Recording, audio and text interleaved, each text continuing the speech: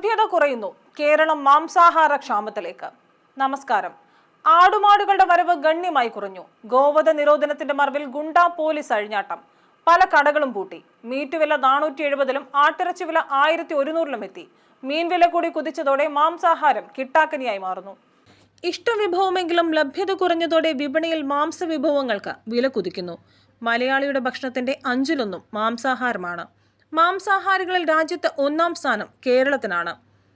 എന്നാൽ കേരളത്തിന് ആവശ്യമായ മാംസത്തിന്റെ 10-1 മാത്രമാണ് ഇവിടെ ഉൽപ്പാദിപ്പിക്കുന്നത്. മീറ്റിന്റെ ലഭ്യത കുറയുകയും മത്സ്യത്തിന്റെ വില കുതിക്കുകയും ചെയ്തതോടെ മലയാളിയെ കാത്തിരിക്കുന്നത് ആശങ്കകളുടെ നാളുകൾ. ആന്ധ്ര, കർണാടക, ഒറീസ, തമിഴ്നാട്, ബീഹാർ എന്നിവിടങ്ങളിൽ നിന്നാണ് കാലികളെ കൊണ്ടുവരുന്നത്. എന്നാൽ BJP സർക്കാരിന്റെ ഗോവധ വിരുദ്ധത മറയാക്കി ബജരംഗദൾ പ്രവർത്തകരും പോലീസും കാലികളുമായി വരുന്ന വാഹനങ്ങൾ തടയുന്നതും ഗുണ്ടാപ്പിരിവും പിടിച്ചെടുക്കലും കാരണം അറവുമാടുകളുടെ വരവ് വൻതോതിൽ കുറഞ്ഞു. ഇതോടെ മാട്ടിറച്ചിയുടെ വില 420-ൽ നിന്നും 470-ലും ആട്ടിറച്ചിയുടെ വില 950-ൽ നിന്നും 1100-ലും എത്തി. ആദ്യകാലങ്ങളിലൊക്കെയും ഇവിടെ സുലഭമായി മാടുണ്ടായിരുന്നു. ഇപ്പോഴ് ഈ പശുവളത്ത് ഇവിടെ കുറഞ്ഞപ്പോൾ അന്യ സംസ്ഥാനങ്ങളെ ഞങ്ങൾ ആശ്രയിക്കേണ്ട അവസ്ഥയിലേക്ക് വന്നു. എന്നാൽ ഇപ്പോൾ പുതിയ വന്ന കേന്ദ്ര സർക്കാർ വന്നപ്പോൾ അവർ ഇതിൻ്റെ മേഖലകളിൽ ഈ സാധനങ്ങൾ ഞങ്ങളുടെ ലോഡുകൾ വരുമ്പോൾ ഗുണ്ടാമാഫിയകൾ പിടിക്കുന്ന അവസ്ഥയിലേക്ക് എത്തി. ഇതിനെതിരെ ഞങ്ങൾ പരാതികളും സമരങ്ങളും ഒക്കെയും നടത്തി.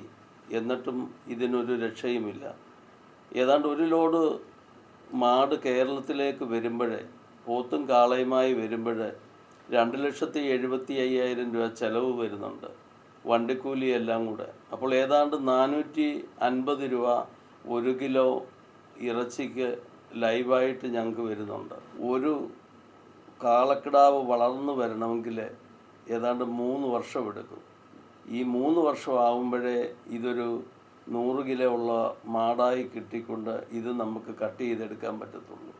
അത്രയും ബുദ്ധിമുട്ടി ഒരു കർഷകനും അതിനെ തീറ്റി കൊടുത്ത് നിർത്തത്തില്ല. BJP അധികാരത്തിൽ വരും മുമ്പ് ഉണ്ടായിരുന്ന കയറ്റുമതി ഇല്ലാതായത് മറ്റൊരു വിപത്താണ്. തോൽ, കൊഴുപ്പ്, എല്ല്, പോട്ടി എന്നിവയാണ് കയറ്റി അയച്ചിരുന്നത്. ഒരു തോലിന് 1500 രൂപ വരെ ലഭിച്ചിരുന്നു.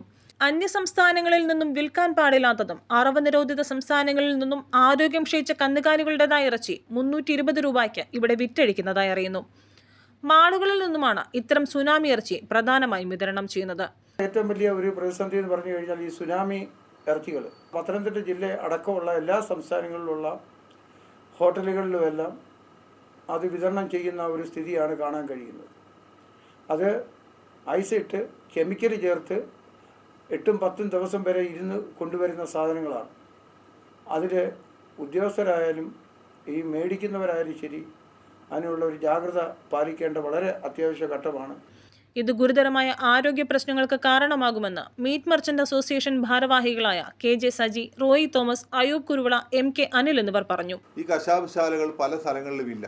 ഒരു 3-4 പഞ്ചായത്ത് കൂടുമ്പോൾ പോലും ഒരു കശാപ്പുശാല ഇല്ലാത്ത അവസ്ഥയായത് കാരണം ഈ കന്നുകാലികളൊക്കെയും അനധികൃതമായിട്ട് അറക്കപ്പെടേണ്ട ഒരു സാഹചര്യത്തിലേക്ക് എത്തുകയാണ്. അപ്പം ജനങ്ങൾക്ക് നല്ല മാംസം ലഭ്യമാക്കണമെങ്കിൽ വെറ്ററിനറി സർജൻ പരിശോധിച്ച് അറക്കാവുന്ന കശാപ്പുശാലകൾ വേണം. നിലവിലുള്ള കശാപ്പുശാലകൾ പോലും യാതൊരു പുനരുദ്ധാരണവും നടത്താതെ നഷ്ടപ്പെടുത്തി വെച്ചിരിക്കുന്ന അവസ്ഥയാണ്. പല സ്ഥലങ്ങളിലും കശാപ്പുശാലകളുണ്ട്, അതൊന്നും പ്രവർത്തിക്കാത്ത അവസ്ഥയാണ്. അതിനൊക്കെ മാറ്റം വരുത്തി ഈ മേഖലയെ സംരക്ഷിക്കാൻ വേണ്ടി ഇത്തരം കാര്യങ്ങളിൽ കൂടി സർക്കാർ ശ്രദ്ധിച്ചാൽ തീർച്ചയായിട്ടും ഈ ബിസിനസ് കുറേ കാലം കൂടി മുന്നോട്ട് പോകുമെന്നുള്ള കാര്യത്തിൽ സംശയമില്ല. സർക്കാരിന്റെ ശക്തമായ ഇടപെടൽ ഉണ്ടാകണം. ഇല്ലാത്ത പക്ഷം ഇറച്ചി കച്ചവട മേഖല തന്നെ അപ്രത്യക്ഷമാകാനിടയാകും. News bureau, Kozhencherry.